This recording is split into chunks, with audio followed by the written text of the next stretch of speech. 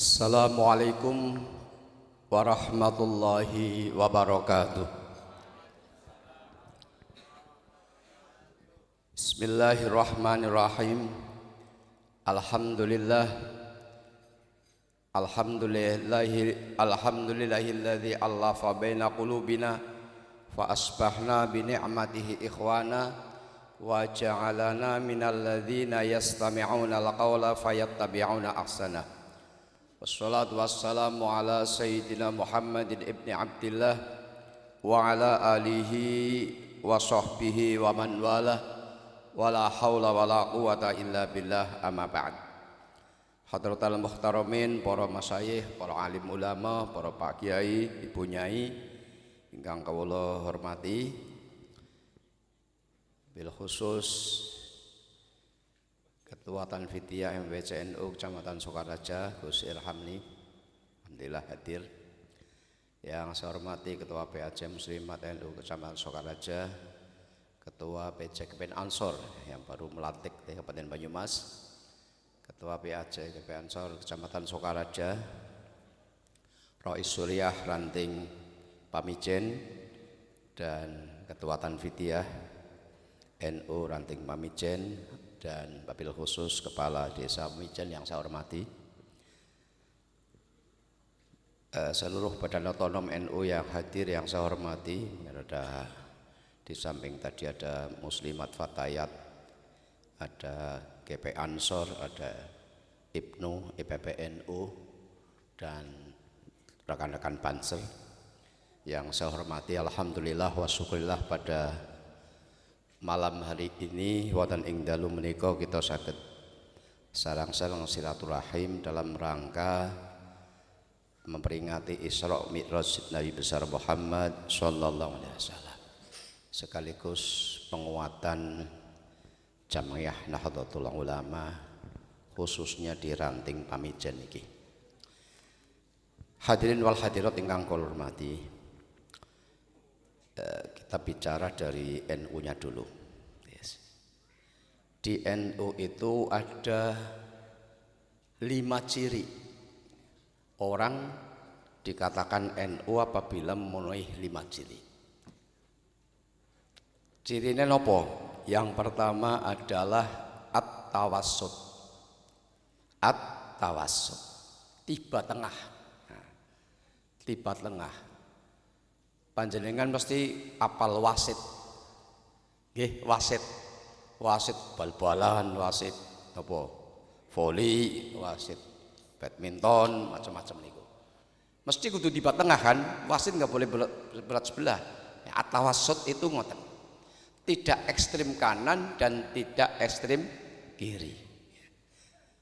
Ekstrim kanan kue apa-apa ora kena, apa-apa haram, bid'ah, sing bener nyongtok, nah ekstrem kanan. Ekstrem kiri apa-apa kena, pokoknya seminggu Islam apa-apa kena, suara-suara tidak apa-apa. Tidak itu. Ekstrem kanan juga tidak, ekstrem kiri juga tidak. At-tawassut, tiba tengah. Itu ciri yang pertama. Dan itu banyak amalan kita itu di situ. Contohipun wonten ing surat Al-Isra, nah ini surat Al-Isra, Isra Mi'raj, ayat 100. Gusti Allah dawuh, wala tajhar bisolatika wala tukhafit biha wabtaghi baina dzalika sabila. Janganlah engkau mengeraskan bacaanmu ketika sholat, wahai Rasul, wahai Nabi, tapi wala tukhafit biha, tapi jangan pelan. Wabtaghi baina dzalika sabila, ambillah tiba tengah. Nah, tawasul nih tiba tengah. Keseron ya aja, kelirian ya. Jadi imam ya, seru banget ya ora, lirih banget ya ora. Wiridan seru banget ya ora, lirih banget ya ora. Hadirin wal hadirat ingkang kawula hormati, wonten ing kitab tafsir dipun ngendikaken ngeten. Ruwiya anna Abu Bakrin kana yakhfutu fi qiraatihi wa yaqul unaji rabbi wa qad ngalima hajati. Ini tafsir Al-Munir.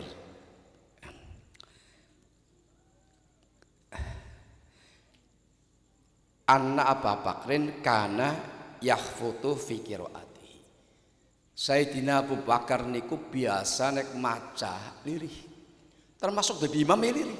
Sehingga makmumnya akhirnya ora krungu.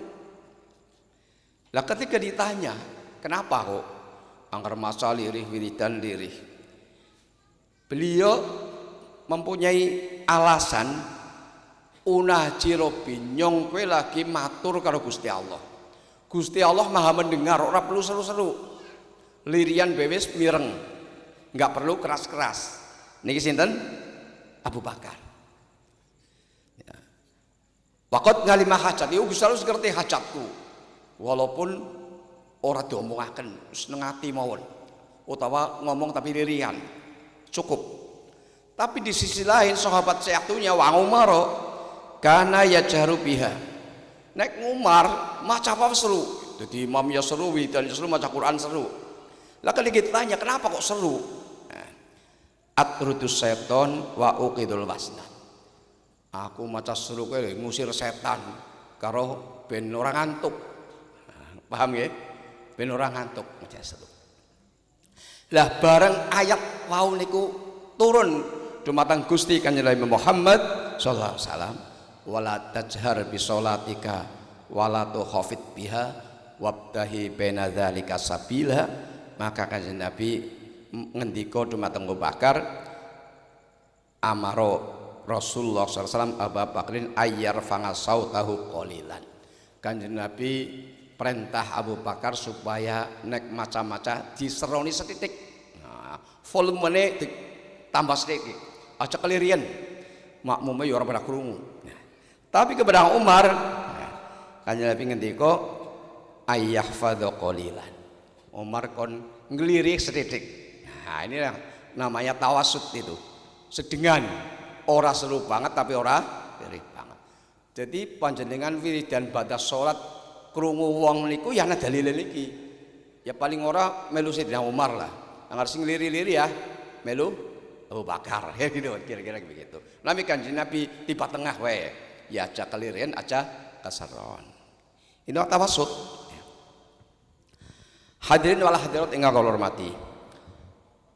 Ciri yang kedua adalah at-tawazun. At-tawazun. Ini seimbang. Nek wau at-tawassut tiba tengah, at-tawazun seimbang. Seimbang di dalam apa? Seimbang di dalam hablum minallah dan hablum minannas. Hubungan dengan Allah dan hubungan dengan sesama manusia harus seimbang. Dan juga seimbang di dalam mengambil dalil. Dalil naqli, dalil Al-Qur'an hadis, dan dalil akli yang di dalam kita orang NU ijma qiyas, seimbang itu. Namanya at-tawazun. At-tawazun. Hadirin wal hadirat ingkang kula hormati, kaitannya dengan keseimbangan ini hablum minallah dan hablum minannas niki memang terkadang ada orang yang hablum minallahnya luar biasa, salate jamaah, deres Qur'ane, puasane mempeng, Senin Kemis umpamane, bahkan ada yang Daud. Tapi kalau tangga teparo rakur, ini belum bener. Ini baru hablum minallah. Hablum minannasnya belum. Kon kerja bakti RT ya males. Nah, ini belum. Jadi harusnya lorone ya ke RT-an, anak kumpulan RT kerja bakti mangkat. Ya. Anak tangga sing butuh tenagane gelem ngerewangi. Ya. Di sisi lain juga hablum minallah. Ini yang dikehendaki. Niki at-tawazun, seimbang. Di dalam masalah dalil pun seperti itu. Ya. Ada keseimbangan antara dalil nakli dan dalil akli. Ya. Contohnya, makanya sebentar lagi kita akan insya Allah mudah-mudahan menangi bulan Ramadan 1447 Hijriah. Allahumma amin. Rajab, Sadran, puasa. Nah, ngorek berpuasa ana zakat fitrah. Zakat fitrah niku biasanya kali nopo jenengan? Bayare kali nopo? Beras nggih. Beras niku apa nang Quran, apa nang hadis, apa nang endi niku dalile? Nah, kita bicara at-tawazun. Hadise wonten hadis faradha Rasulullah SAW zakat al-fitri songan min tamrin aw songan min syair alal ngabdi dan seterusnya. Kanjeng Nabi niku merdoakan mewajibkan kita sebagai orang Islam zakat fitrah untuk menyelesaikan Ramadan kemudian ada zakat. Kewajiban zakat itu supaya ditokna sesok saka korma atau sesok napa gandum. Permasalahannya kita makanan pokok kita bukan korma bukan gandum. Jadi nek panjenengan ngambil hadis berarti zakatnya napa? Korma atau gandum plek hadis. Nyong melu hadis ya wis zakatnya korma atau gandum. Tapi Imam Syafi'i menyatakan bahwa yang namanya zakat fitrah itu makanan pokok.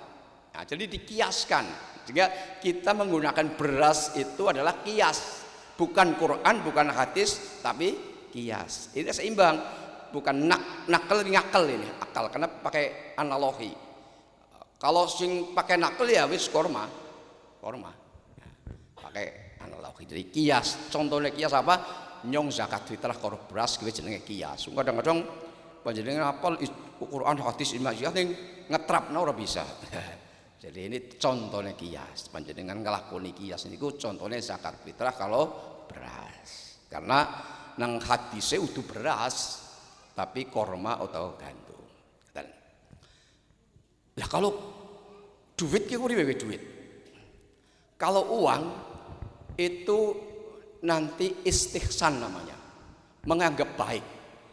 Jere Imam Abu Hanifah itu lebih praktis. Karena dengan mata uang itu fakir miskin diberi mata uang dengan rupiah katakan seharga makanan pokok, maka ketika fakir miskin yang diberi itu belum punya makanan pokok ya bisa nggo tuku. Tapi kalau sudah punya makanan pokok jadi beras ya dari tuku lawuh. Jadi lebih praktis. Itu tapi Imam Abu Hanifah. Kalau Imam Syafi'i nggak bisa karena korma kiasnya ya beras, makanan gitu. Kalau duit kaduwen gitu loh. Makanya tidak dipakai oleh Imam Syafi'i tapi dipakai dalam hal ini oleh Imam Abu Hanifah. Cuma masyarakat kita itu orang kota nek panjenengan saya kira jelas beras masih orang-orang desa seperti kulo nih. Tapi wong kota malah praktis. Ya udah uang, ya uang, mata uang. Jadi menggunakan mazhab Abu Hanifah. Misalnya ngoten. Jadi ini namanya at-tawazun, ada keseimbangan. Gusti Allah dawuh wonten ing surat Al-Qasas ayat 7. A'udzu billahi minasyaitonir rajim. Bismillahirrahmanirrahim. Wabtahi fima atakallahu darul akhirata wa la tansa nasibaka minad dunya wa ahsin kama ahsana ilaika wa la tabghil fasada fil ard innallaha la yuhibbul mufsidin. Carilah fima atakallahu darul akhirata. Apa yang diberikan Allah berupa untuk kepentingan akhirat. Ya. Jadi yang telah Allah berikan kepada kita berupa akhirat. Maksudnya kita akan ibadah, ngulet akhirat, ibadah, khususnya ibadah mardhah. Tapi tidak boleh kita itu melupakan bagianmu di dunia. Jadi ada keseimbangan sembilan dunia karo akhirat. Yang dunia ya kudu golek duit, golek duit. Ini ada perdebatan antara Imam Syafi'i sebagai seorang murid dengan gurunya Imam Malik. Apakah orang itu harus usaha apa tidak wajib? Cara Imam Syafi'i wajib usaha agar supaya mendapatkan rizki. Usaha. Jadi Imam Malik orang usaha mengurisi teka dewek. Anggar pancen rizkinya ya teka. Itu Imam Syafi'i itu waktu itu menjadi muridnya Imam Malik. Bareng lagi liburan dilalah sarang kene mungkin ana wong panen. Kemudian zaman riyen niku wonten derep nggih. Ibu-ibu sing anu derep ya, derep. Kan melu derep. Imam Syafi'i melu derep. Ya, teng mriku kan korma atau gandum. Bareng derep kan oleh napa jenenge? Oleh bawon. Imam Syafi'i oleh bawon terus gogian mari ngene gurune Imam Malik. Niki buktine nyong oleh niki derepan oleh bawon niki berarti kan kalau usaha. Buktine niki. Kudu usaha nek mboten nggih mboten asal. Lah bareng ngendika kados niku Imam Malik diwai bagian. Lah Imam Malik ketika nyong orang apa dioleh nyong orang apa oleh rezeki juga sekarang sampean kan. Jadi orang usaha juga oleh nyong. Jadi ya memang ada perdebatan di situ. Kudu usaha apa ora? Ya kalau kita orang awam ya mesti kudu usaha. Orang-orang tertentu bisa tidak usaha tapi dapat. Ya seperti Imam Malik guru diwaina murite. Ya kira-kira tidak usaha tapi oleh. Sing usaha ya oleh mangan wong usaha, sing ora usaha juga karena diwai jadi oleh rezeki. Hadirin wal hadirat ingkang kula hormati. Yang ketiga, yang pertama tadi anawa at-tawassut. Yang kedua at-tawazun. Yang ketiga al-i'tidal. Al-i'tidal. I'tidal itu wat ngusai'in fi mahallih. Adil lah cara itu adil. Meletakkan sesuatu pada tempatnya. Adil. Seimbang juga sebetulnya. Tapi ini kaitannya dengan hak dan kewajiban. Hak dan kewajiban. Misalnya kita sebagai orang NU harus ngerti hak dan kewajiban panjenengan sebagai anggota Jamaah Nahdlatul Ulama, baik di tingkat ranting, tingkat MWC, cabang dan seterusnya. Baik di badan otonom. Terus badan otonom itu badannya NU. Jadi ranting misalnya NU punya badan otonom, ada Muslimat, ada Fatayat, ada Ibnu EPWNU, ada lembaga ekonomi, lembaga ma'arif dan seterusnya. Itu masing-masing harus menyatu di satu. Bedanya badan otonom dan lembaga itu kalau badan otonom punya ADART sendiri, walaupun tidak boleh bertentangan dengan induknya yaitu NU. Maka harus bersatu. Induknya adalah Nahdlatul Ulama. Nah, ada Muslimat, ini badan otonomnya, Fatayat, Ansor itu badan otonomnya. Nah, itu harus jadi satu. Karena badan. Jadi yang mengerjakan hal-hal tertentu itu badan otonom. Nah, harus menyatu. Nah, ini. Hak dan kewajiban. Misalnya hake wong NU nopo mendapatkan pelajaran ya kados niki tentang ke-NU-an. Mendapatkan pelajaran tentang ini haknya ya, hak itu ya. Mendapatkan pelayanan keagamaan secara umum, pelayanan keagamaan. Kewajibannya niku nggih melaksanakan ajaran itu. Termasuk jane iuran, Pak. Iuran. Iuran itu adalah wajib. Semua organisasi ada iuran. Lah gandeng iuran itu kakak kesulitan terutama di NU-nya. Ya kalau di Muslimat itu banyak. Maka kemudian ada koin NU di NU niku. Koin NU yang dijalankan oleh ranting menjalankan yang anggota NU itu diberi koin itu kotak ya, kotak infak, kotak infak. Ya. Nanti supaya silahkan sedina pas 1.000 lah, 1.000 gitu. 30 dina kan pira? 3.000 misalnya, lumayan. Itu sudah berjalan sekian tahun, dua periode kalau nggak salah. Itu alhamdulillah setiap bulan itu di Kabupaten Banyumas itu yang Desember berarti, ini kan Januari, Desember itu 220 juta satu bulan ya, satu bulan. Jadi kalau 1 tahun berapa itu? 2 miliar sekian. Itu dari situ. Lah itu untuk ngopeni kegiatan kita Bapak Ibu. Dari perolehan itu 15%-nya untuk petugas lapangan sing cukup ini 15%. Semakin oleh akeh ya oleh persenannya oleh akeh. Yang 40% niku ranting. Nah, dengan 40% mendapatkan maka ada kegiatan di situ harapannya. Ranting itu ya tadi ada badan otonomnya, monggo bareng-bareng untuk kegiatan. Kemudian ya dikumpulkan mungkin setelah sekian bulan misalnya.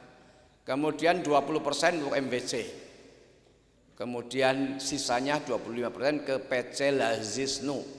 Lah di PC Lazisnu untuk PCNU-nya kegiatannya 10%. Karena itu infak, jadi bebas, tidak begitu ketat seperti zakat. Kalau zakat kan harus kepada asnaf as-samaniyah, jadi tidak bisa kepada yang lain. Tapi ini infak, maka koin kotak infak.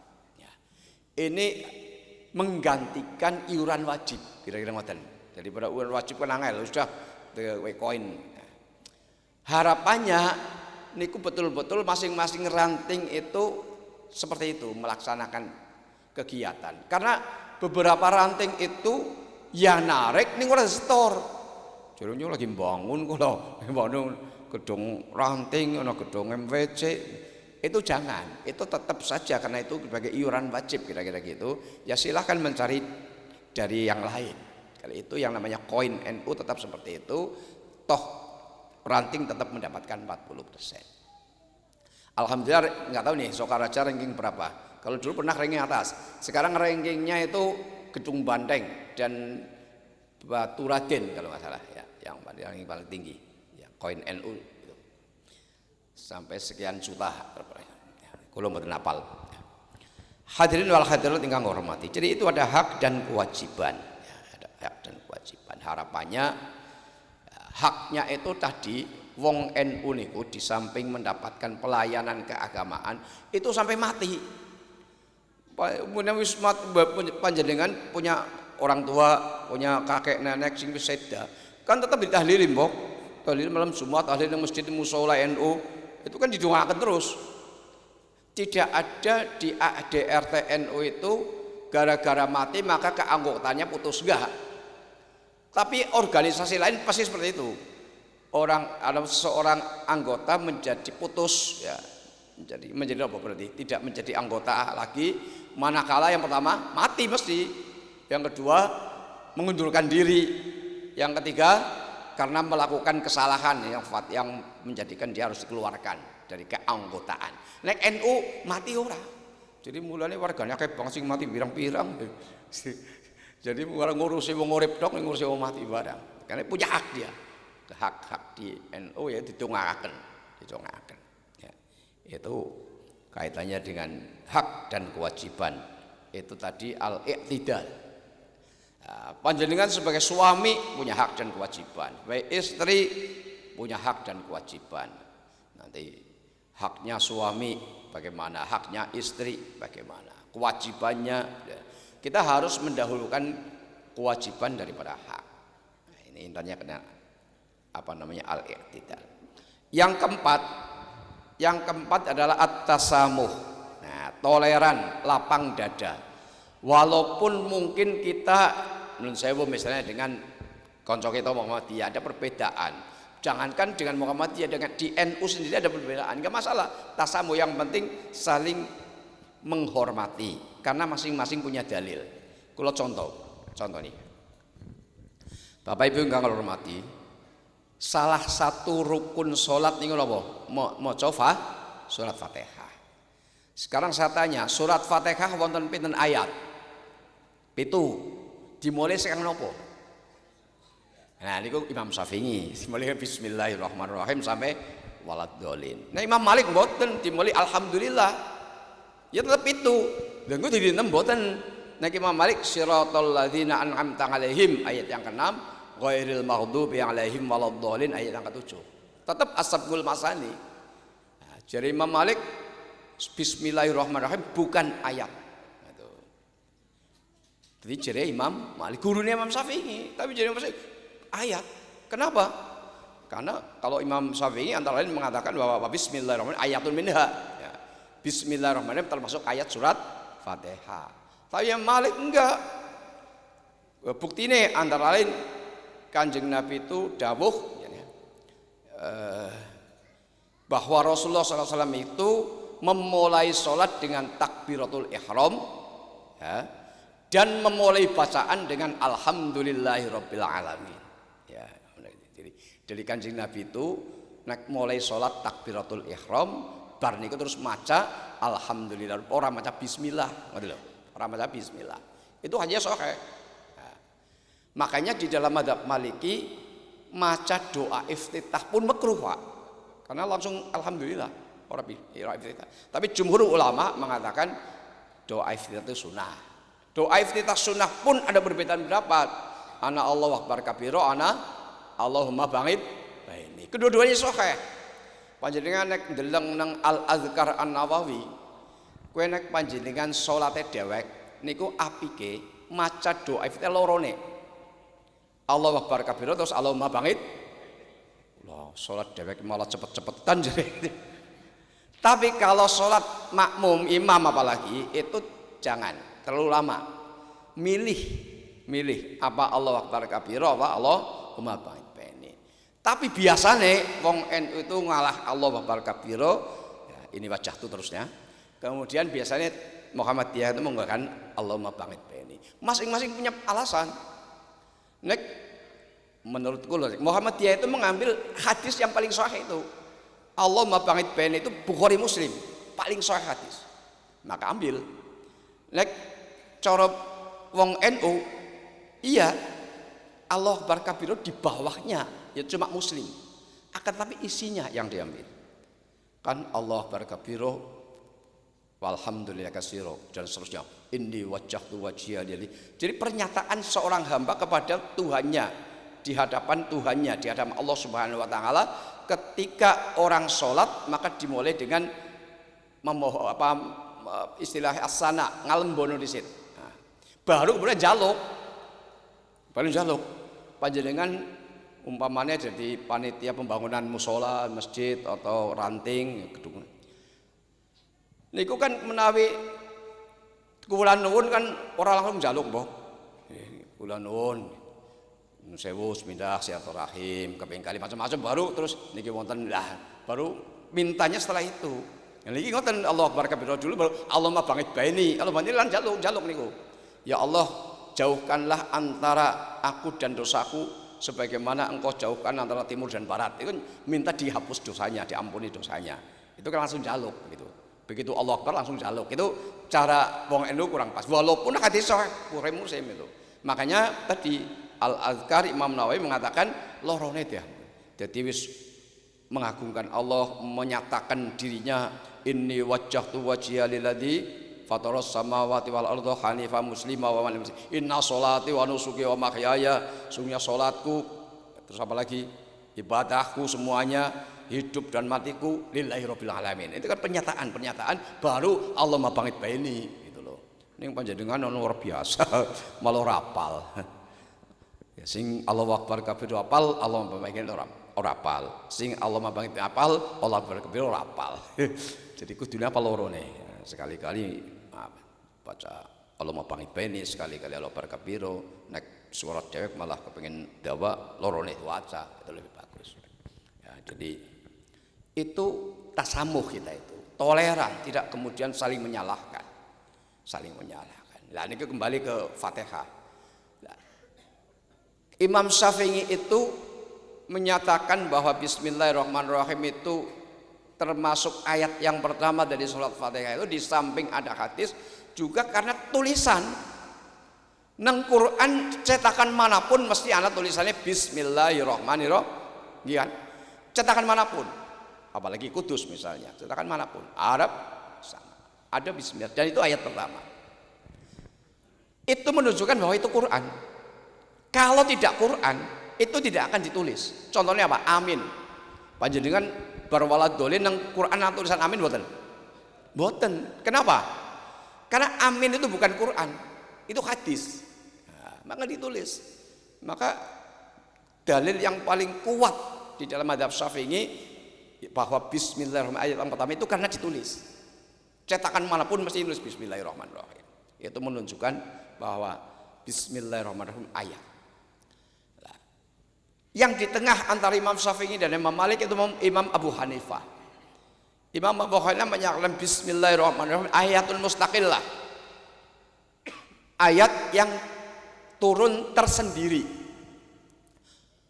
Fungsinya adalah lil fasl, untuk memisahkan antara surat yang satu dengan surat yang lain. Waladhdallin amin, bismillahirrahmanirrahim Al-Baqarah. Selesai bismillahirrahmanirrahim Alif Lam Mim Ali Imran dan seterusnya. Jadi berarti untuk memisahkan antara surat yang satu dengan surat yang lain dengan bismillahirrahmanirrahim. Maka bismillahirrahmanirrahim itu bukan ayat yang pertama dari surat Fatihah dan bukan pula ayat yang pertama di surat yang lain, tapi ayat tersendiri. Oleh sebab itu perlu dibaca walaupun pelan. Nah niku sing macam Allah niku Abu Hanifah kali Ahmad. Jadi anak telu niku. Yang pertama Imam Syafi'i nek bismillah Fatihah keras ya bismillah keras. Nek Fatihah pelan ya bismillah pelan. Yang kedua mazhab Maliki, orang ngomong bismillah langsung alhamdulillahirabbil alamin. Yang ketiga Abu Hanifah, itu yang bismillah pelan. Lah kita tasamuh panjenengan umpamane anu mazhab Syafi'i kan biasa maca bismillahirrahmanirrahim. Sekarang panjenengan dilah salat nang gone masjid sing imame orang ngomong bismillah. Sah mboten niku? Sah mboten? Sah mawon panjenengan punya pendapat sendiri, imame duanya dalil dhewe ora masalah. Lho nek saling enggak mengasahkan nanti panjenengan pas umroh apalagi haji Masjidil Haram, Masjid Nabawi, imamnya enggak pernah pakai bismillah. Terus orang tahu makmum. Terus enggak. Jadi saling menghormat. Masing-masing punya alasan. Paham ya? Itu namanya at-tasamuh. Banyak sekali hal-hal yang kita itu harus saling menghormat, saling tasamuh, saling menghormat. Hadirin wal hadirat ingkang hormati. Lah lalu sing bener sing ndi? Lah kalau sing bener menurut Gusti Allah. Nah, maka Kanjeng Nabi ngendika ngeten. Idza hakamal hakimu fajtahada summa asaba falahu ajroni wa idza hakama fajtahada summa akhta'a falahu ajrun. Muttafaqun alaih. Seorang hakim, seorang mujtahid kayak Imam Syafi'i, Imam Malik, Imam Abu Hanifah, Imam Ahmad. Kalau dia beristihad dan istihadnya benar menurut Allah, maka mendapat 2 pahala kali. Tapi kalau istihadnya salah menurut Allah, maka mendapat 1 pahala. Jadi panjenengan umpamane sholat subuh biasanya kita kunut. Nah, teman kita Muhammadiyah ora kunut. Nek sing bener menurut Allah kanggo kunut panjenengan loro dalam masalah kunut niku. Muhammadiyah oleh siji. Lah nek menurut Gusti Allah sing bener kanggo kunut Muhammadiyah loro dhewek oleh siji. Begitu. Itu dimulai dari takbiratul ihram sampai salam seperti itu. 2 1 2 1. Malah mungkin bener lorone, uli lorone. Bisa jadi. Panjenengan takbiratul ihram jebi. Ngangkat tangan kuwi sunah. Ngangkat tangan tekan ngendi jal panjenengan niku? Nah, kan anak singatan. Karena ada halwa mangkibai, ancar pundak. Ancar pundak kowe pas pundak kowe sing pas pundak kowe pucuk driji apa tangan. Lho, itu berbeda pendapat di situ. Ada yang mengatakan seperti ini berarti ancar pundak. Ada seperti ini ancar pundak ini tangan. Jadi pucuk driji ke telinga. Itu ya seperti itu. Kalau menurut Allah ya bener sing pucuk jiji ya boleh loro. Ya dari siji. Orang mungkin ana wong salat kok mlebu neraka kira-kira mboten ngoten. Jangan sampai kemudian ngolok-olok kowe wong mau dia salat ora kunut surat bener mlebu neraka. Muhammad juga begitu. NU kunut bid'ah mlebu neraka. Lho nek wong salat mlebu neraka sing mlebu swarga sapa? Atau sing ora salat mlebu ngendi? Jadi pastilah gitu loh. Gitu. Jadi kita tasamu kita harus begitu. Sekarang harus seperti itu, nggak boleh kemudian saling mencela. Yang penting masing-masing punya pedoman, gitu aja, saling menghormat, jangan sampai kemudian mencela. Itu diwadani wong liya malahan. Cobi, nek wonten non muslim meninggal, itu kan apa? Kembali ke Tuhan Bapa dengan tenang, misalnya gitu, kan gitu kan, ke surga ya kan surga ke Tuhan Bapa dengan ke surga. Lah kita urung karuan ngebungsul, lah repot banget. Jadi caranya promosinya kurang gitu. Nah kita supaya husnuzon saja, husnuzon saja. Jadi makanya kemudian saya gila ini penting, karena ada hadis barang siapa yang disaksikan 4 orang saja kebaikannya, pasti Allah akan masukkannya ke surga. Bukhari hadisnya. Man ayu muslimin syahidalahu arba'atun bi khairin adkhalahul jannah. Itu begitu. Jadi promosi kita begitu kepada orang Islam. Jangan kemudian tubutin neraka. Lah malah mengko malah aja mending Islam mending Kristen kae sing mlebu swarga. Lah repot kan repot kan. Jadi begitu kita itu mesti kepada orang-orang yang belum sholat. Lah itu digeret ya dipok-pok lah kon sholat. Kon sholat. Wong kula rin di awal-awal kula tembe wangsul saking pondok ini ngulang MTS kene kula. MTS kelas 2 itu saya tanya, kebetulan saya ngulang fikih. Coba sing wis sholat ya sekaligus Isra Mi'raj sholat. Sing wis sholate 5 waktu jajal ngacung. Dari sekitar 40 anak itu orangnya separuh, Pak. Padahal MTS lho, kelas loro. Lah terus takoni sing ora ngacung. Kowe salate sedina sewengi ping pira? 3 Pak. Sing ora salat apa? Asar kali nyisa. Yang pateh. Terus kula temu ping kalih tok salate ini. Semuanya ngaku. Ya terus saya tanya, kira-kira nambah dalam waktu 1 minggu berapa? Sing telu bisa enggak jadi papat dalam waktu 1 minggu? Siapa? Jadi harus begitu, sedikit demi sedikit. Tidak mungkin kudu sholat terus. Ya orang bisa, sedikit demi sedikit. Seperti kira-kira seperti itu. Harus putra-putra panjenengan harus seperti itu. Harus dilatih, apalagi zaman sekarang wis luar biasa lah. Sekarang itu di Banyumas itu, ini Bu Kades mesti tahu, di Banyumas itu yang namanya judi online itu ranking, Pak. Di Banyumas itu ranking 3 atau berapa Jawa Tengah, termasuk LGBT, napa niku? Homoseks, lesbian. Itu Banyumas ranking, Pak. Ranking 3, ranking ngono ala ya, Jan. Ya Allah, Jan. Artinya prihatin, kita itu prihatin, monggo betul-betul dididik dengan benar ya, benar. Agar supaya jangan terjadi lagi. Jadi kenakalan itu luar biasa di Banyumas itu. Kemarin ada mahasiswa kalau dosen syariah UIN saya itu. Ada mahasiswa saya yang skripsinya itu meneliti bahwa ternyata ada di Kabupaten Banyumas itu keluarga yang baru nikah itu orang gelem 2 anak, Pak. Bebek 2 anak, ribet 2 anak. Jadi karepe suami istri trok. Ngoten Pak sekarang. Lah kalau ini berjalan banyak orang-orang Islam seperti itu, nanti Islam sedikit kalah nanti wong Islam. Paham kan nggih? Ini luar biasa. PR kita. Ana wis gomosek. Kemarin kursi Islam kula tembe rapat 2 bulan yang lalu napa Gus? Kaitannya dengan ada orang mau nikah jane lanang kalau lanang, Pak. Kemudian sing lanang kowe operasi plastik ben wadon. Coba. Itu Banyumas, Pak. Lah kemudian kepala kuwane nyurati teng MUI. Bagaimana ini hukumnya seperti ini lah. Terus kula kali Gus Ilham itu rapat di MUI menentukan ini gimana ya seperti ini. Enggak bisa. Jadi anak wong lanang kok pengen dadi wong wadon. Luar biasa. Niki wonten teng Banyumas lho masalah ini. Ya Allah, ya Rabbi. Lah kalau yang boleh niku ngeten, Pak. Orang banci itu kan wandu nggih. Ya lanang apa wadon ra genah. Tapi kalau menurut Sayyidina Ali dilihat yang aktif itu alat kelaminnya yang laki-laki perempuan. Semuanya sing nguyuh alat kelamin laki-laki ya dianggap laki-laki.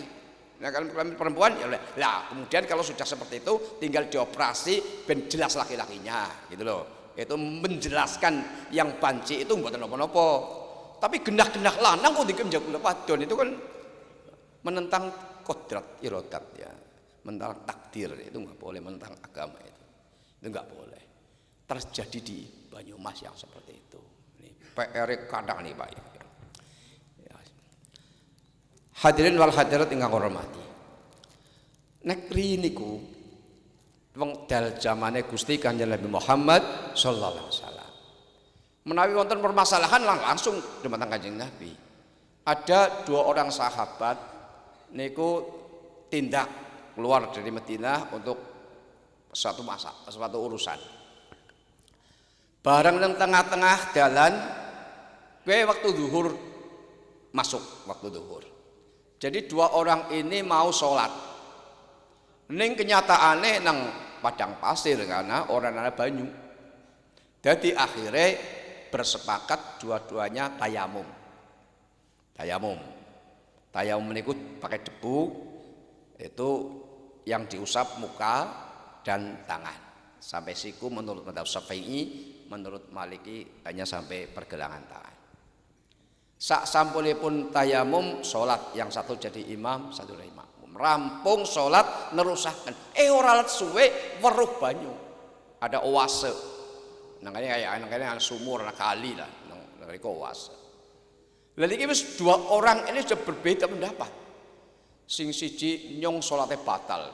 Sebab dia waktu zuhur esih nyong nemu banyu, nyong kudu wudu salat maning. Sing siji ora.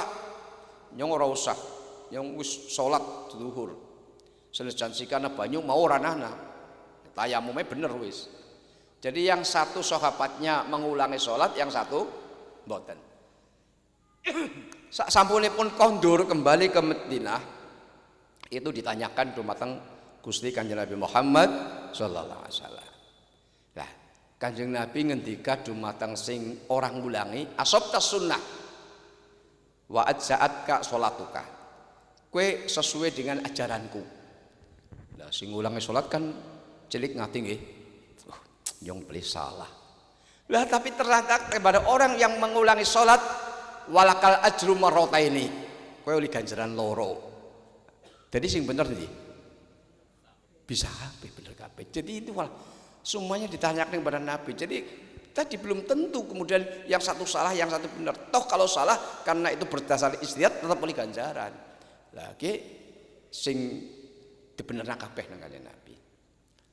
Hadirin wal hadirat ingkang hormati. Yang namanya sahabat Abu Bakar, sahabat Abu Hurairah itu biasa salat witir sadurunge sare. Kados panjenengan nek traweh niku kan, traweh terus witir kan, terus sare. Nah, bar sare kan terus tahajud. Nek Sayyidina Ali, Sayyidina Umar witir mesti nggo akhir. Nah, nggo akhir setelah salat tahajud witir. Lah, ini ditanyakan oleh Sayyidina Abu Bakar dan Sayyidina Ali, Sayyidina Umar kepada dumateng Gusti Kanjeng Muhammad sallallahu alaihi wasallam. Kanjeng Nabi jawabe ngeten. Cara jawane. Ya Abu Bakar panjenengan ngati-hati banget. Sehingga witire panjenengan saderengipun sare. Mbok nganti sarene kelabasan dadi wis witir. Nah, niki ngati-hati. Kepada Sayyidina Umar kanjeng ngendika panjenengan niku sangat yakin arep tangi sehingga witire mengko. Jadi kedua-duanya benar. Nah, sekarang permasalahannya kalau kita misalnya sudah witir sebelum tidur, kemudian bangun mau tahajud, apakah witir lagi? Apa nolak tahajud ya? Itu menurut Sayyidina Ali ada 2 kemungkinan, ada 2 solusi. Yang pertama ya tinggal tahajud, wong wis witir. Pun. Tapi kepengin witir maling, maka sholat 1 rakaat dulu sebelum tahajud. Nggo genepna witir sing mau. Sing urung turu, sing sedurunge turu kan 3 rakaat misalnya. Lah digenepna 3 rakaat dipepatkeun ora witir. Kemudian sholat tahajud, kemudian bisa diakhiri witir. Niku. Tapi ribet nggih. Sing paling gampang ya tinggal tahajud lah, tinggal tahajud. Niku. Tapi solusinya seperti itu. Jadi napa niki ada solusi dan kita itu tidak perlu saling menyalahkan. Tidak perlu saling menyalahkan. Mungkin tarawih mesti ono rame 23, 8, bebas 11 gimana? Lah itu memang pilihan aja, pilihan saja. Memang aslinya di riwayat-riwayat itu Kanjeng Nabi 11 itu tapi memang panjang. Dawa. Suratnya itu pakai Al-Baqarah 200 ayat. Jadi ya jam berjam-jam. 11 rakaat berjam-jam. Bahkan sebagian sahabat sing sepuh itu dalam riwayat yang lain itu pakai teken, mbok nganti kejeglung ngantuk lho, njugluk ya, pakai teken. Karena lamanya. Maka Kanjeng Nabi sholat sing jenenge tarawih atau dulu itu qiyamul Ramadan itu cuma 3 malam. Bahkan sebagian riwayat makan 2 malam tok. Ning panjenengan kan sholat tarawih nggal bengi mbok. Kanjeng Nabi kurang ping pindho tok lho niku. Yang dimakmumi maksudnya, yang dimakmumi oleh sahabat. Karena Kanjeng Nabi melas, karena Kanjeng Nabi sholatnya lama gitu loh. Karena Kanjeng Nabi melas maka kemudian orang-orang imami maning gitu loh. Itu di situ. Lah maka kemudian di zaman Sayyidina Umar itu kemudian ditetapkan bar isya kemudian jam 20 tambah 3 lan sholatnya pendek-pendek. Itu begitu. Itu komentar Ibnu Taimiyah itu memang benar bahwa di zaman Nabi 11 rakaat tapi panjang-panjang dan Umar kemudian memendekkan tapi menambah rakaatnya dan itu dirasa yang lebih pas untuk zaman sekarang. Itu Ibnu Taimiyah.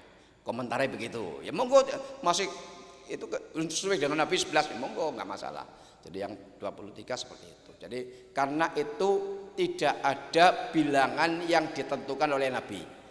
Yang paling jelas hadis yang paling sahih mangqama ramadhana imanan wahtisaban ghufira lahu ma taqaddama min dambi.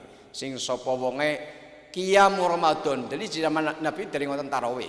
Sing siapa wonge sing qiyamul Ramadan ngurip-urip nang bengine Ramadan dengan salat maka akan diampuni dosa-dosanya yang telah lalu.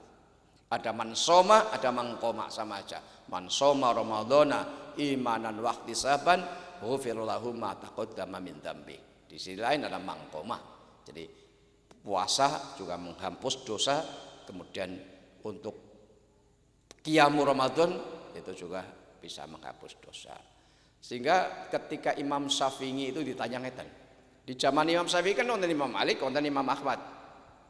Wahai Imam Syafi'i, panjenengan kok mengatakan sunnah kunut subuh padahal Kanjeng Nabi tiku amung kur sebulan tok sing soalnya kan sebulan tok mandek kok panjenengan nyunahaken jawabane ngaten lho Kanjeng Nabi pernah melakukan itu dari sunnah lho nek unggal dina nglakoni malah diwajib gitu.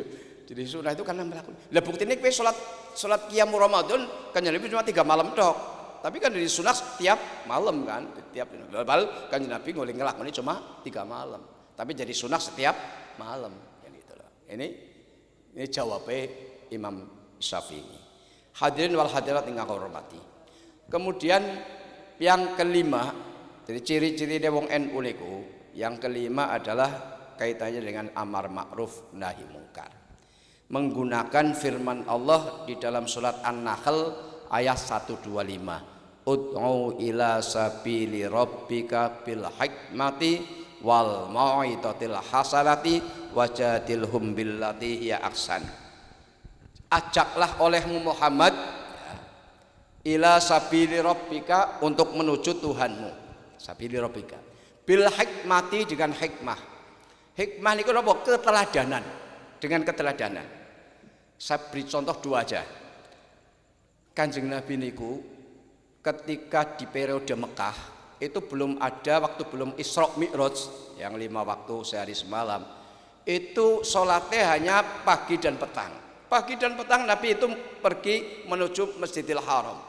Lah ana wong Yahudi sing saking getinge karo Kanjeng Nabi maka ngadang nang dalan kur didoi tok Kanjeng Nabi didoi kok mring masjid didoi engko mesuk didoi maning Kanjeng Nabi enggak ngapa-ngapa enggak melawan enggak apa udah Yesus mesem tok. Suatu ketika sing ngidoi itu lara. Kanjeng Nabi malah kaget. Ora tahu-tahu orang sing ngidoi dene iki. Goleti. Lah takon tangga lagi lara. Kanjeng Nabi tilik. Dulu. Nek panjenengan kira-kira didoi sepisan bela. Nang kancane kepriwe kira-kira. Ya. Nek wali lawan. Nek ora paling besengut ya. Itu ditiliki betapa kagetnya wong sing biasa ngidoi Kanjeng Nabi kok ditiliki tanggane burung tilik Kanjeng Nabi sing biasa itu malah tilik disit. Ini namanya keteladanan Pak. Maka saking kaget dan kemudian ya itu terbuka mendapat hidayah Allah, dia langsung masuk Islam gara-gara hikmah gitu, keteladanan. Orang usah ngomong, nah ini ngomong apa kan, orang tilik tok masuk Islam gara-gara keteladanan itu. Bagaimana keteladanan Nabi? Cuma angel kan niru aja gue. Sekarang periode Madinah, dikira Madinah itu semuanya Islam, enggak, Yahudi masih banyak. Ada tukang mes, wong mes di pojok masjid, di pojok pasar Madinah itu biasa mencela di depan Kanjeng Nabi. Aja gugu karo omongannya Muhammad. Muhammad ke tukang lombok, niku wong picek, tukang mis, minta-minta. Kanjeng Nabi tiap hari itu memberi makan kepada orang itu, awek roti pak, dan didulangaken. Tapi picek kan orang ngerti nek sing dulang sapa, padahal sing dulang sing wong sing gawene dipisui, luar biasa. Lah ketika Gusti Kanjeng Nabi Muhammad SAW berpindah ila Rafiqil A'la, sedolah atau gitu. Niku kan Abu Bakar kemudian menggantikan kedudukan Nabi. Takon karo garwane Kanjeng Nabi nggih anake dhewek Aisyah. Baik Aisyah, pekerjaan apa yang sudah biasa dilakukan Nabi tapi belum saya laksanakan? Ya ngimami dan apa sudah. Kenapa? Aisyah kemutan. Oh niku biasanya Kanjeng Nabi ndulang tiang picek teng pasar, pojok pasar. Akhirnya Abu Bakar maling ngono. Barang didulang Abu Bakar kaget. Wong picek niku ki ora tau-tau kasar temen sama inget boleh.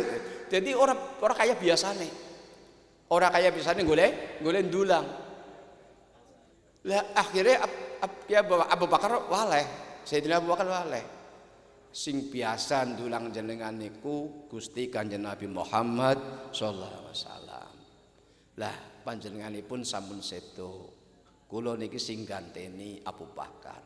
Kaget dia nangis, porete ternyata orang yang biasa dipisuih nang niku wong niku, ternyata itu biasa ndulang. Masuk Islam, Pak.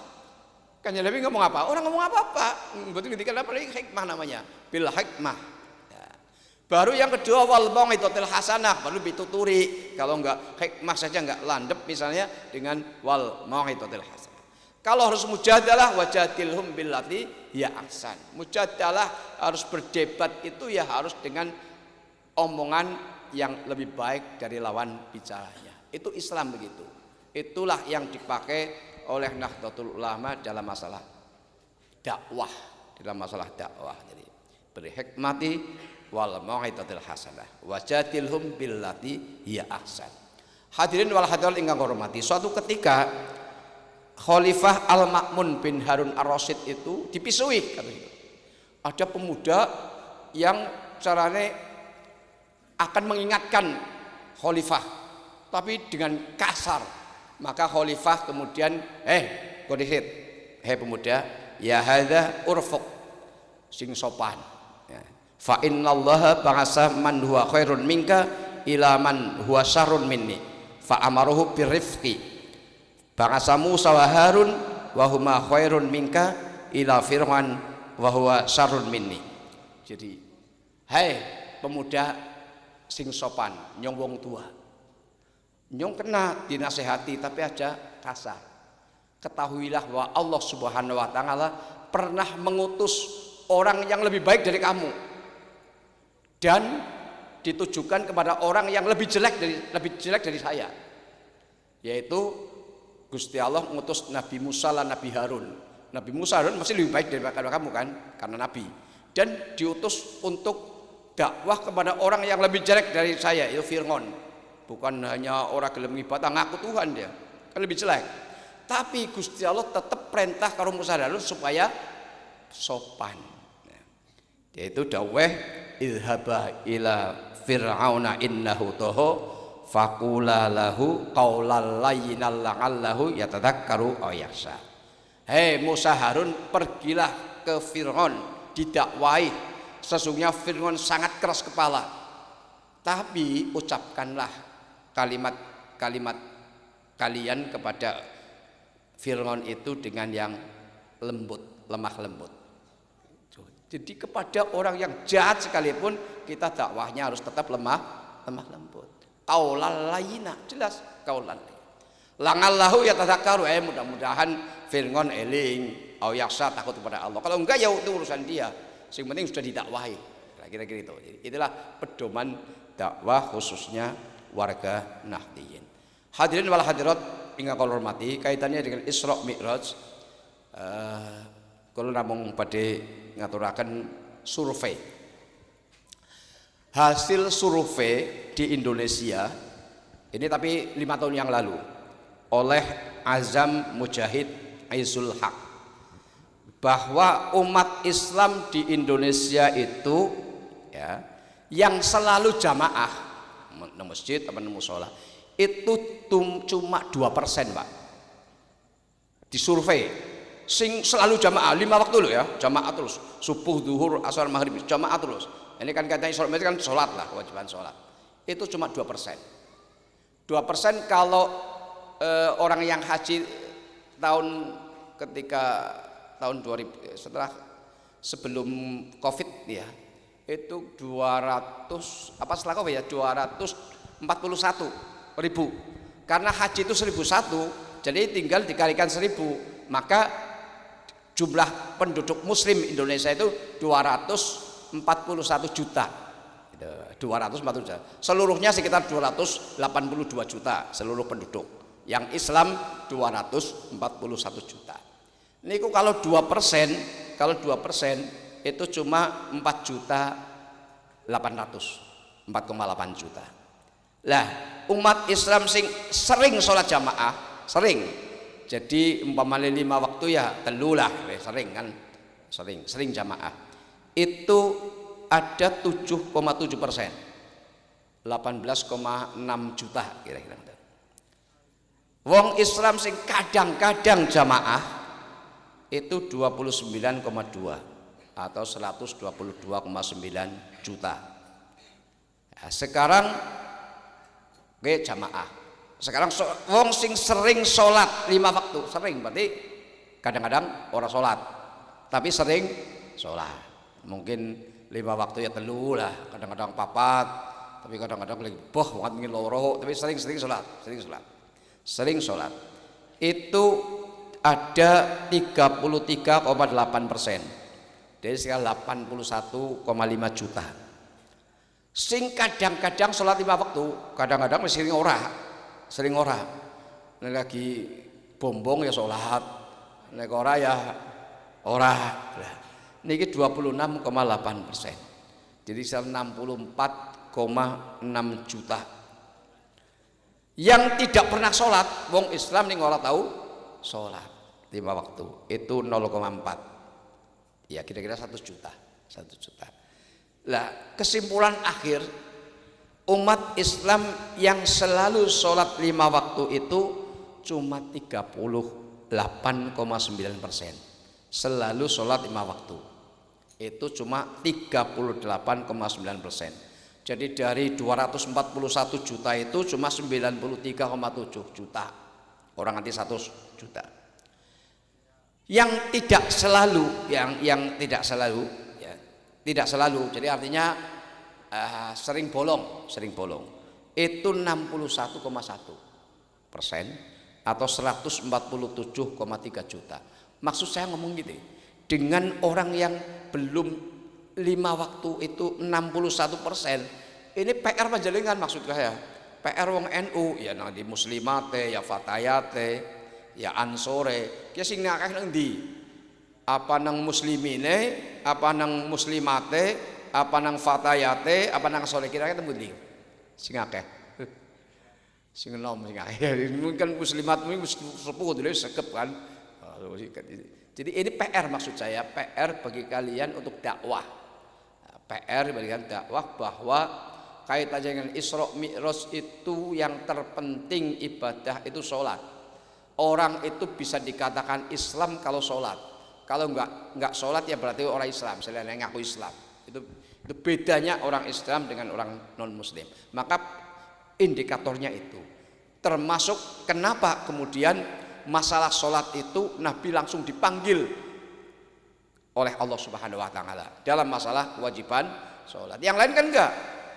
Puasa cukup melalui malaikat Jibril, zakat cukup melalui malaikat Jibril, apalagi haji juga cukup malaikat Jibril. Tapi sholat dipanggil langsung. Itu menunjukkan pentingnya sholat.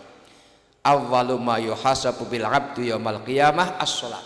Yang pertama kali dihisab nanti seorang hamba pada hari kiamat adalah sholat. Fa in sholuhat sholuha sairu amali. Apabila sholatnya benar, dianggap benar sempurna, maka yang lain sudah dianggap beres. Tapi wa in fasadat fasada sairul amalihi. Dia kalau sholatnya dianggap rusak, maka rusak amale kabeh. Maka monggo kaitannya dengan peringatan Isra Mi'raj Nabi besar Muhammad sallallahu alaihi wasallam, kita betul-betul menjaga sholat, menjaga sholat. Hafidhu ala sholawati was sholatil wusta. Jagalah olehmu sholat-sholat 5 waktu, terutama sholat wusta. Sholat wusta itu berbeda pendapat para ulama. Sholat wusta sholat apa? Ada yang mengatakan sholat asar, ada yang mengatakan sholat subuh, ada sholat zuhur. Jadi intinya kalau menurut saya kesimpulannya, sholat wusta itu tergantung pribadi panjenengan. Umpamanya anak wong sing esih aras-arasan sholat subuh, sholat wusta ya sholat subuh gue. Acara aras-arasan maning. Anggaran wong sing aras-arasan sholatnya sholat nyasar, sholat wusta ya sholat nyasar. Aja nanti ditinggal. Paham kan nggih? Jadi moga-moga panjenengan betul-betul bisa menjaga ngreksa sholatipun, bukan hanya panjenengan yang sepuh-sepuh mungkin punya putra, punya wayah, itu mau dididik sebaik-baiknya. Dan pendidikan yang paling baik sebetulnya di samping pendidikan umum itu kemudian diniyah. Diniyah, pondok pesantren, monggo. Karena kalau hanya umum itu pendidikan agamanya sangat kurang. Mungkin 2 jam apa ya, ada yang mungkin 4 jam.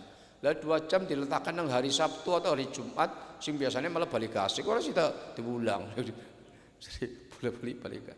Jadi sangat kurang. Oleh sebab itu monggo dititipaken teng diniyah, syukur teng pondok pesantren. Ya saya yakin di Sukadara banyak lah diniyah ini kulung ya wonten alhamdulillah sampai saya eksis. Kulo tahadus binik maniki. Diniyah kula alhamdulillah mulai tahun 59. Ini ada sifir B, sifir A, sisi loro 3 4 5 6. Terus sanawiyah diniyah.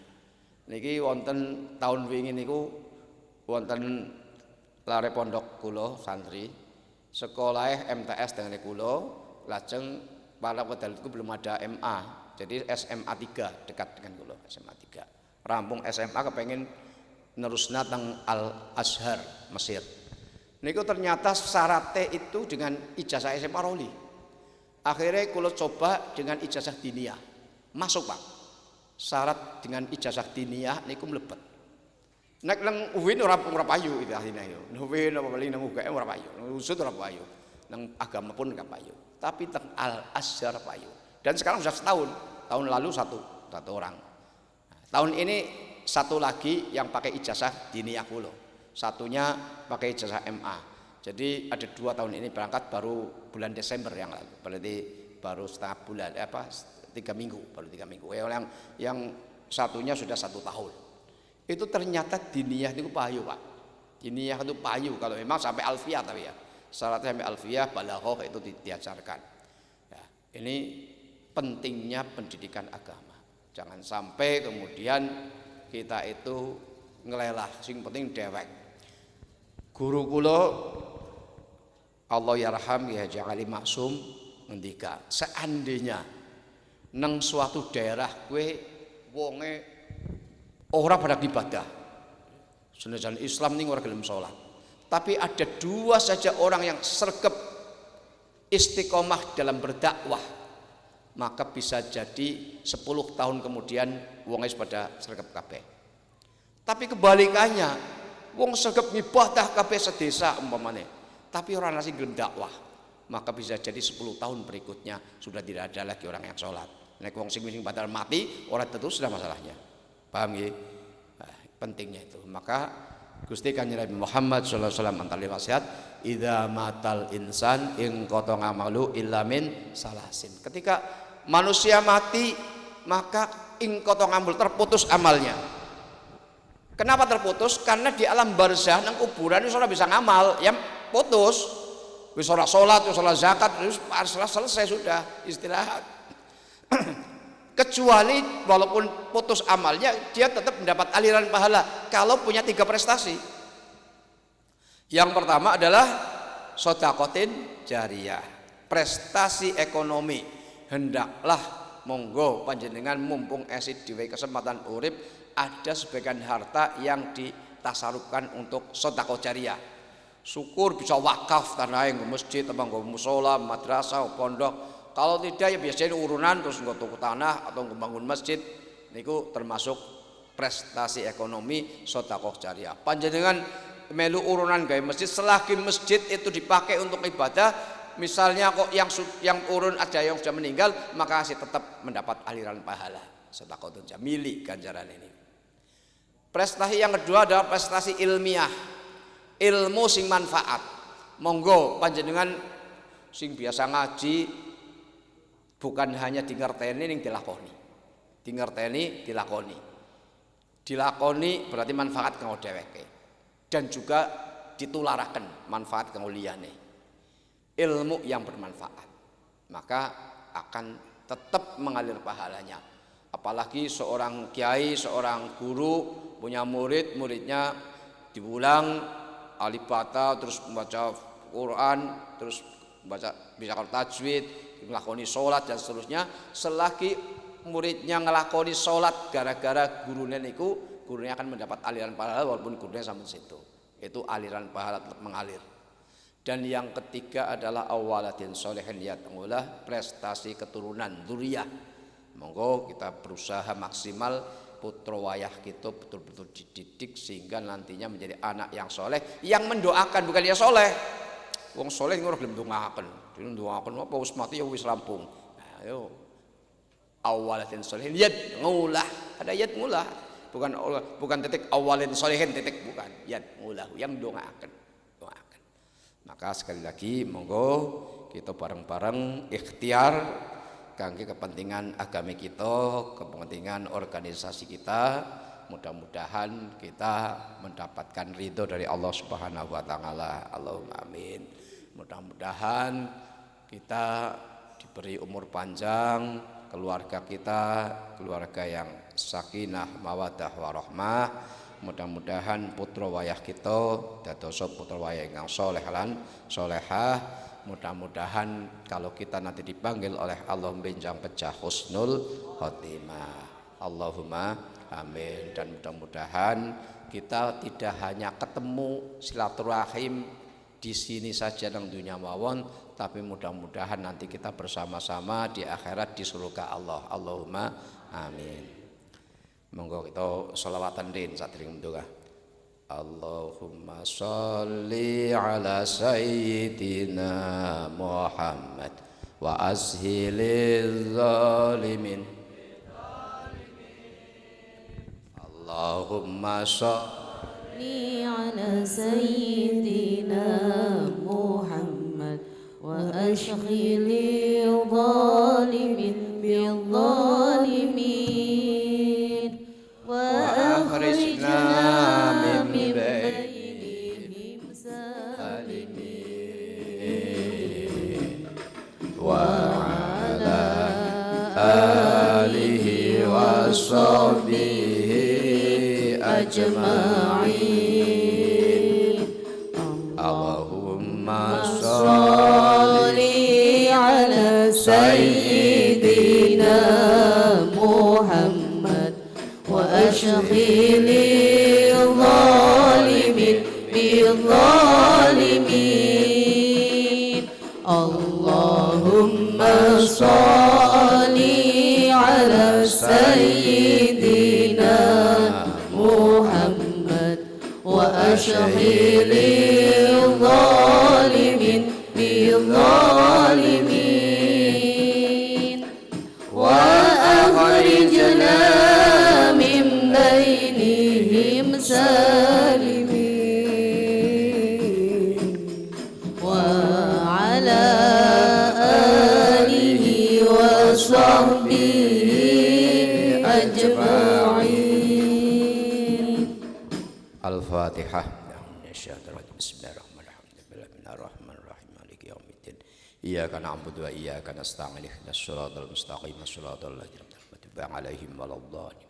بسم الله الرحمن الرحيم اللهم صل على سيدنا محمد وعلى آل سيدنا محمد سيد الأولين والآخرين وسلم ورد الله تبارك وتعالى للصحابة الرسول أجمعين. الحمد لله رب العالمين حمد الشاكرين حمد الناعمين حمد يوافي نعمه يكافئ مزيده. يا ربنا لك الحمد كما ينبغي لجلال وجهك الكريم وعظيم سلطانك. اللهم صل على سيدنا محمد صلاة تنجينا بها من جميع الأهوال والآفات وتقضي لنا بها جميع الحاجات ووضحنا بها من جميع ترفعنا بها عنك لا تلجأ تبلغنا بها أقصى الغايات من جميع الخير في الحياة وبعد لما اغفر لنا ذنوبنا وذنوب والدينا وارحمهم كما ربنا صغارا واغفر للمؤمنين والمؤمنات والمسلمين والمسلمات الأحياء منهم والأموات قريب مجيب دعوة ربنا ظلمنا أنفسنا وإن لم تغفر لنا وترحمنا لنكونن من الخاسرين ربنا عليك توكلنا وإليك نبنا ونسلم. اللهم إنا نسألك طول عمر في حسن عمل ورزقا واسعا وتقدم عليه. اللهم باركنا في عمرنا في رزقنا في أولادنا في تلاميذنا وجميع معدتنا يا الله إنك على كل شيء قدير. اللهم إنا نسألك علما نافعا ورزقا واسعا وشفاء من كل داء وسقم. اللهم إنا نعوذ بك من علم لا ينفع من قلب لا يخشع ومن نفس لا تشبع من دعوة لا يستجاب لها. ربنا آتنا من لدنك رحمة وهيئ لنا من أمرنا رشدا. ربنا آتنا في الدنيا حسنة وفي الآخرة حسنة وقنا عذاب النار. وصلى الله على سيدنا محمد وعلى آله وصحبه وسلم. سبحان ربك رب العزة عما يصفون وسلام على المرسلين والحمد لله رب العالمين. بسم الفاتحة. بسم الله الرحمن الرحيم الحمد لله الرحمن الرحيم صراط الذين أنعمت عليهم ولا الضالين باليمين والله الموفق إلى الطريق. السلام عليكم ورحمة الله وبركاته.